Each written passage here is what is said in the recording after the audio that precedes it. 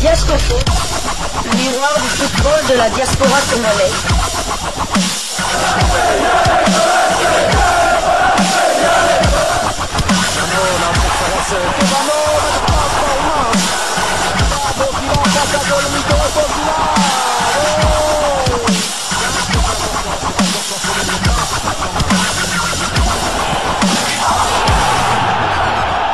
Diascofoot, le miroir du football de la diaspora congolaise.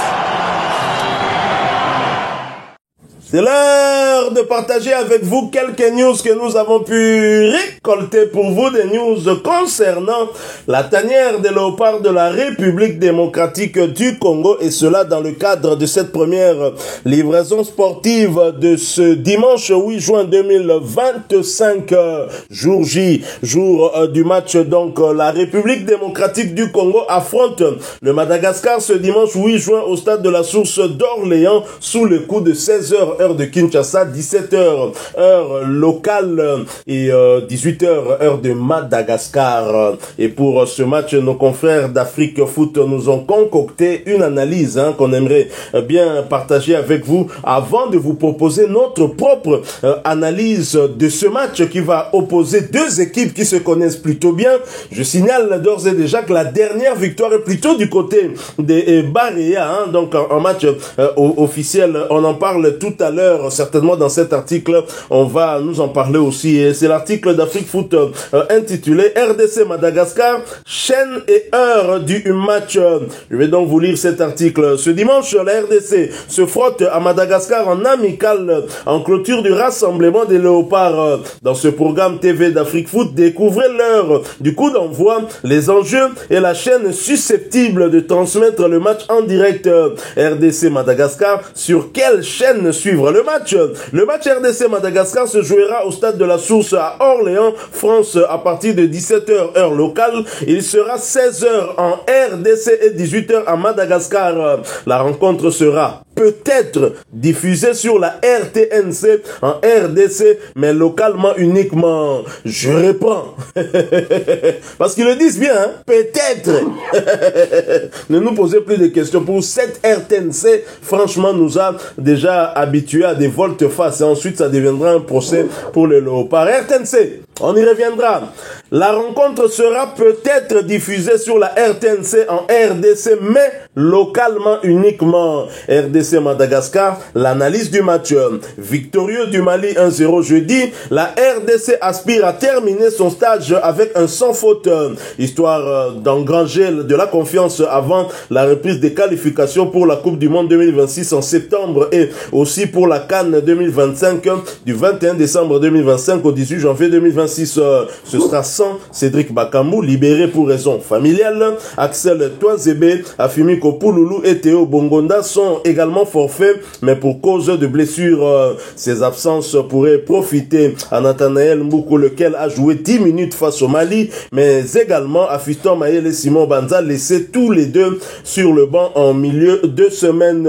Le bilan des confrontations directes penche légèrement en faveur de la RDC. Les léopards totalisant 4 victoires contre 3 pour les Baréa et un match nul.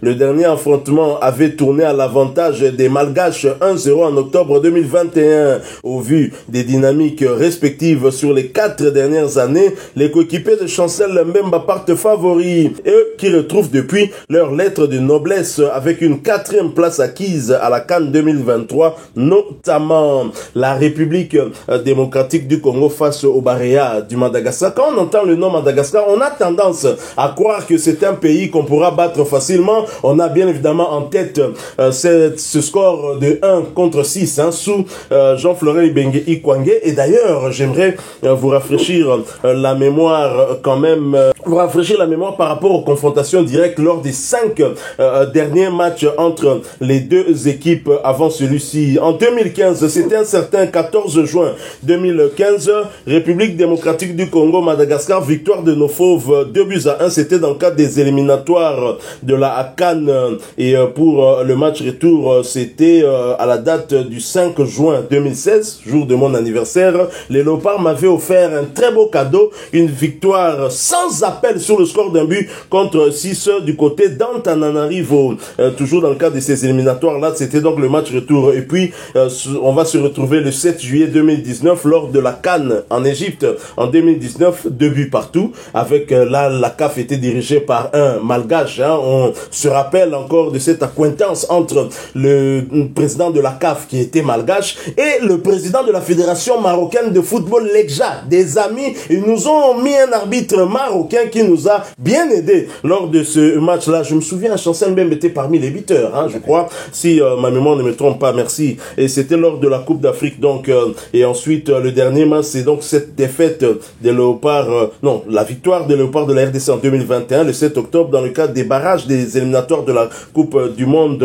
Et là, nous sommes avec Hector Cooper, hein, avec Hector Raoul Cooper, 2-0 à Kinshasa, avant d'aller s'incliner du côté du Madagascar le 10 octobre 2021. Donc voilà, la dernière victoire est à mettre à l'actif de ces Baréas malgaches. Mais si l'on prend les 3 dernières confrontations, toutes compétitions confondues face aux Baréas, les Léopards ont une seule victoire, 2-0, sous le règne d'Hector Raoul Cooper dans le cadre des éliminatoires du mondial 2022, hein, qui s'était joué du côté du Qatar, et un match nul lors de la CAN 2019, et bien évidemment une victoire malgache en 2021, toujours dans le cadre des éliminatoires du mondial pour le match retour. Donc c'est dire que lors des 3 dernières confrontations, c'est quand même c'est à égalité, une victoire pour la RDC, une autre pour Madagascar et un match nul. Autant dire que c'est plutôt équilibré, donc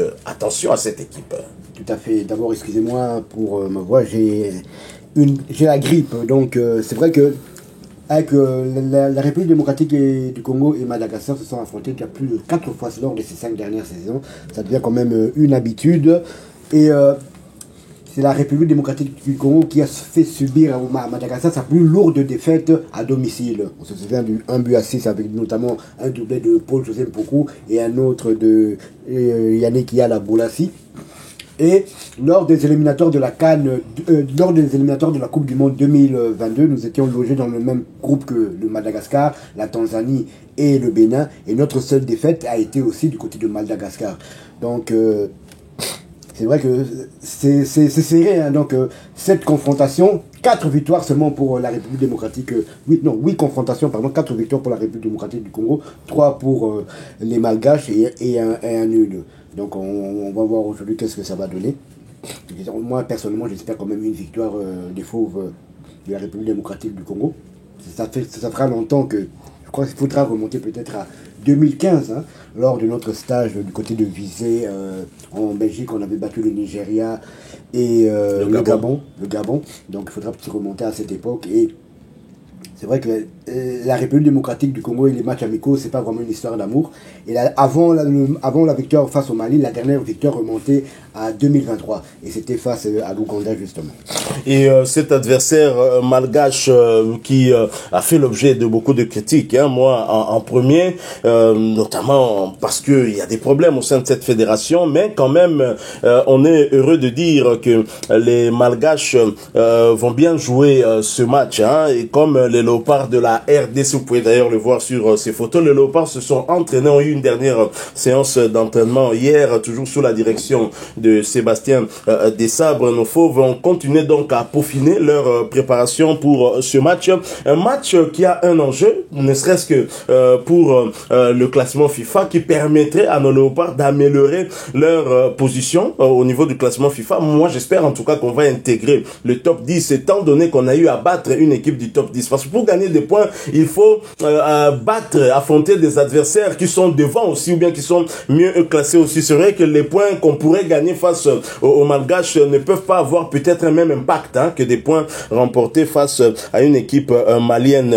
Il y a cet enjeu-là du classement FIFA, mais il y a aussi l'autre enjeu, c'est la préparation de la prochaine échéance pour les Léopards. Cette échéance est bien évidemment la reprise des éliminatoires du Mondial 2026. On rappelle que la République démocratique du Congo est logée dans le groupe B, groupe qu'elle domine du reste avec 13 points après 6 journées. La RDC a remporté 4 matchs, perdu 1 et fait un match nul avec un goal différence de plus 5, suivi bien évidemment du Sénégal qui n'est qu'à une longueur, ainsi que du Soudan 3e qui est aussi seulement à une longueur. Et la République démocratique du Congo prépare l'échéance du mois de septembre. D'abord pour le compte de la 7e journée, le 5 septembre, les Congolais vont se déplacer du côté de Djouba au Soudan du Sud pour affronter les Bright Stars de ce pays. L'heure est même déjà connue, ce serait sous le coup de 17h. On verra si ça pourra changer plus tard, avant de revenir rapidement à Kinshasa 3 jours plus tard pour offrir son hospitalité au Sénégal. Ce sera le 8 septembre évidemment. Donc voilà, les Léopards qui ont bien préparé ce deuxième match face aux Malgaches, des Malgaches qui ont quand même quelques soucis au sein de leur équipe. Heureusement que leur entraîneur Corentin Martins a eu quand même à discuter avec quelques joueurs. Vous pouvez le constater sur ces quelques clichés, ces quelques photos, l'entraînement, la séance d'entraînement d'hier de nos amis malgaches qui ont visiblement le moral est quand même haut. Vous les voyez tout sourire, ils ne donnent pas l'impression qu'en interne il y a des problèmes. Et je me dis que sur le terrain, les Malgaches pourront peut-être nous mettre aussi en difficulté. Alors cette équipe du Madagascar a aussi un enjeu. Ce serait certainement aussi améliorer sa position au classement FIFA, mais surtout de préparer aussi les prochaines échéances. Les Malgaches ont fait un faux pas. C'était à domicile lors de la 6e journée face au pays qui est leader actuellement du groupe I, le groupe de Madagascar, le Ghana, qui les a étriés à domicile sur le score de 0-3. N'empêche qu'avant cette défaite-là, les Malgaches avaient déjà atteint la barre des 10 points, ce qui est quand même beaucoup. Et l'équipe du Madagascar occupe donc la 3e place derrière les Comores qui comptent 12 et devant en tout cas l'inarrêtable Ghana qui compte 15 points. Nos amis malgaches après 6 journées ont 3 victoires, 1 défaite, 2 défaites et un match nul. Avec malgré les 2 défaites, ils ont quand même un goal différence de plus 3. Les malgaches inscrivent quand même des buts, ils ont 9 buts inscrits, 6 encaissés aussi. Il y a quand même des difficultés aussi pour défendre, mais ils savent marquer des buts. En 6 journées, ils en ont planté 9. Et donc il faut prendre cette équipe très très au sérieux, même s'il y a un souci du côté défense, mais sur le plan offensif, visiblement ça marche. Et leur dernier match, c'était une défaite à domicile face au Ghana, 0-3. Mais la précédente journée, les Malgaches avaient réussi une très belle opération à l'extérieur en Centrafrique, battant cette équipe centrafricaine sur le score d'1-4. J'imagine que le match était peut-être sur terrain neutre. Alors, les Malgaches peuvent améliorer leur position au mois de septembre prochain. Pourquoi? Parce qu'ils auront 2 matchs. D'abord, le 5 septembre, ils accueilleront la Centrafrique. Ils accueilleront la Centrafrique, pays qu'ils avaient déjà battu lors de la 5e journée, 1-4 en déplacement. Et pour la 8e journée, ce sera le 8 septembre aussi, et les Malgaches accueilleront le Tchad. On peut essayer de se projeter et supposer que cette équipe pourrait gagner les 6 points. Donc si jamais le Ghana faisait un faux pas, le Ghana se verrait titillé par cette équipe malgache qui viendrait derrière peut-être à une ou 3 longueurs, ou du moins tenter peut-être de dépasser les Comores. Donc voilà, ce match est un match à enjeu pour les 2 équipes, ce qui est une très bonne chose. Ça pourrait peut-être faire qu'il ait de la motivation et de la détermination aussi à améliorer son positionnement. Donc voilà, mais pour ce match, nous en avons parlé longtemps, avant même le début de ce stage, que pour l'un des deux matchs, on avait d'ailleurs plus souhaité que pour le match contre le Madagascar, qu'on puisse titulariser notamment Timothy Fayulu. Ce qui me renvoie à cette question: quel est votre 11 de départ pour le match de tout à l'heure? Oui, bien sûr. Donc, en conférence de presse d'avant-match, le sélectionneur national avait dit que ce ne serait pas le même 11 qui débutera le match face aux Barrias de Madagascar et qui ferait quand même des changements. Et pourquoi pas changer son dispositif tactique. Donc, moi, je vais le prendre au mot.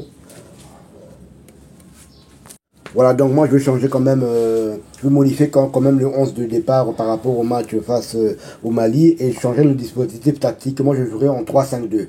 Donc au goal je mettrai Timothy Fayulu, les trois défenseurs centraux de droite à gauche, je mettrai Chancel Mbemba, Rocky Bouchiri et Steve Kapwadi.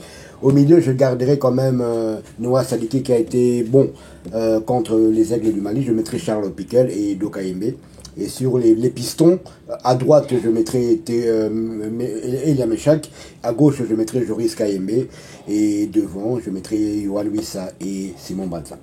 Voilà donc le 11 de départ de mon confrère, un 11 de départ avec un système que Sébastien Desabre n'a tenté qu'une seule fois. Et là, ça serait peut-être l'occasion pour lui de tenter aussi un autre système. Il l'a fait lors du dernier rassemblement pour des matchs officiels. Ce système-là, au moins, il a un défenseur central gaucher. Tout à fait. Là, il n'aura pas de difficultés. Chancel Mbemba sera au milieu. Non, à droite, plutôt à droite. Bouchiri au milieu, au centre. Et donc, moi, je vais tenter aussi. En tout cas, j'opterai pour Timothy Fayulu dans les perches en défense à 4. Je ne tenterai pas de la défense à 3, mais j'intégrerai quand même Steve Kapwadi dans l'axe de la défense RD congolaise avec le demi-dieu congolais qui a soif des minutes. Il n'en a pas eu en club et donc il faut qu'on le laisse jouer. Batika Djogwabeta, Zadjogo. Et du côté gauche, je mettrai Joris Kayembe comme latéral gauche. Du côté droit, je garderai Gédéon Kaloulou. Je n'ai pas trop de choix puisqu'il est le seul latéral droit. Au milieu de terrain, je mettrai Charles Piquel et je laisserai Motosami. J'ajouterai Noah Sadiki qui prendra la place d'Edo Kayembe cette fois-ci. Et du côté gauche de l'attaque RD congolaise, je mettrai Yohan Wissa. Côté droit, je mettrai Elia Meshak en pointe Simon Banza. Donc voilà l'équipe que je pourrais mettre pour aujourd'hui. Mais en tous les cas, souci nanga makasi ezami balete ezaka ke Timothy Fayulu azala titularisé pour total finalement. Tolobite kaza jogo, tolobite ka grand gardien, mais il faut total Pierre Kaloulou ezalaki kaboy. Pierre Kaloulou ezalaki textuel et ayi kaboy. Tango batieye boy Nico Williams. La suite to ebiango. Azana est bon. Mais match à Liboso contre Espagne, la mine na droite, il y a nini to gauche, il y a France, Nico Williams na droite, il y a France. Ou comme Mpoka. Et ça qui cadeau hein. Et si quoi bah tu vas réclamer au Babengana na premier match ka boté beau pesa mon chance. Beau pesa et chance. Azala pe reconnaissant. Donc voilà, victorieuse contre les Aigles du Mali jeudi dernier. Un résultat positif cet après-midi de la République démocratique du Congo ne peut être qu'une cerise sur le gâteau et qui va donc permettre à la RDC d'avancer lors du prochain classement FIFA. C'est ça aussi l'enjeu de cette trêve internationale avec ces deux matchs amicaux, améliorer notre position au niveau du classement FIFA. Je pense que les joueurs ont ça en tête, mais surtout ils se projettent sur le mois de septembre parce que c'était l'unique occasion pour bien peaufiner notre préparation parce qu'on est à 4 longueurs d'atteindre cette Coupe du Monde tant rêvée. Ngana mona Coupe du Monde na répétarango kakawa na 74 na zalakate peut-être na zalakate en tout cas donc na zala posanga pena vivre yango ata soki na kozwa visa te peut-être faute des moyens peut-être faute ya keba pesanga boyebika Donald Trump mais natala au moins drapeau na biso eza kopepama na États-Unis na Mexique topé na Canada donc bana bozala concentré rester concentré mais d'abord d'ici quelques heures Tolandana, nos matchs contre Babarea et à Madagascar, un résultat positif nous fera bien évidemment plaisir et ça entre toujours dans le cadre de mon anniversaire. Et tout comme nous les 10 juin, pardon. Tu regardes le cadre anniversaire, nanga, bapé sanga deuxième gâteau. Il y a le bossu avec qui gâteau, bon, ils a cerise sur le gâteau. Donc, bah, langa, c'est quoi cerise, il cola gâteau, on a soit qui le 5 juin. Donc, voilà. Nous allons donc suivre un match intéressant. Sébastien Sabre l'avait dit. Cette équipe de Barea est une équipe joueuse, hein. Bon, j'espère que les joueurs qui sont là, auront du répondant parce que quand même il y a pas mal de soucis. On a parlé de certains joueurs qui sont retournés dans leur club, des joueurs qui évoluent en Belgique. Et merci à vous aussi pour vos réactions, hein. Il y a, j'oublie son nom, mais il se reconnaîtra, un ami qui nous a quand même précisé les clubs où évoluent des 6 joueurs malgaches dont on a parlé hier, hein. Merci beaucoup, cher ami. Un joue du côté de Courtrai actuellement en Belgique et un autre joue du côté de Saint-Tron. J'avais même répondu en disant Saint-Tron, c'est l'ancienne équipe de l'ancien international congolais qu'on appelait affectueusement Maître Jacques, donc Jacques Kingambo. Donc voilà, la Belgique évidemment, on sait que c'est un joueur qui se connaît parfaitement avec nos internationaux, la plupart de nos internationaux, puisque même s'ils évoluent ailleurs, beaucoup sont passés en Belgique. C'est le cas de Samuel Essende, c'est le cas de Chancel Mbemba Oaza, demi-dieu Pambate, demi-dieu Nea Bandango na Belgique. Donc voilà, nous sommes arrivés à la fin de cette première livraison sportive de ce dimanche 8 juin 2025. Mais avant de nous quitter, permettez-moi de saluer l'un d'entre vous, hein, l'un de nos 30 000 abonnés qui nous a appelé, hier en direct de Bandundouville. Il nous a appelé hier ou aujourd'hui, c'est plutôt aujourd'hui, hein, qui nous a appelé aujourd'hui matin en direct de Bandundouville. On a vraiment aimé son appel, hein, et merci beaucoup parce que vous appréciez cette émission et ça nous fait plaisir, d'autant que vous nous suivez en province, et ça nous fait encore beaucoup plus plaisir parce qu'on s'imagine des problèmes de connexion qui peut y avoir à l'intérieur du pays. Moi, j'ai eu à faire des tours à l'intérieur du pays et on rencontre souvent des problèmes de connexion internet, surtout quand on n'est pas dans des grandes villes, hein. On est vraiment dans des territoires un peu plus profondément en province. Alors, il s'agit d'Olivier Asinti. Olivier Asinti. J'espère qu'au Zoka.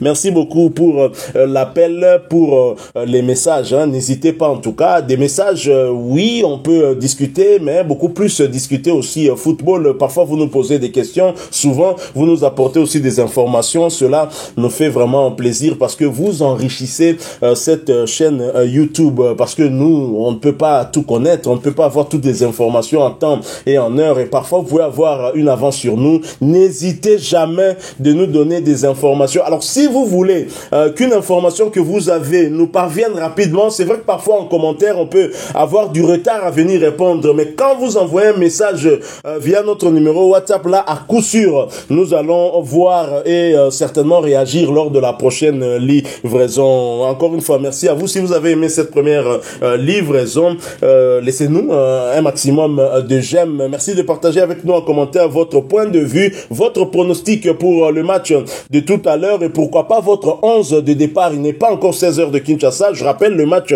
se joue à 17h heure de Orléans, à 16h heure de Kinshasa, 17h heure de Goma, heure du Grand Katanga et 18h heure de Madagascar. Donc laissez vos pronostics et surtout peut-être votre 11 de départ total à Kakanani à Toutana, Noko Seba. Encore une fois, merci à vous. Avec espoir de vous retrouver bientôt si Dieu nous prête vie. En attendant, portez-vous bien. Desco Foot vous dit au revoir.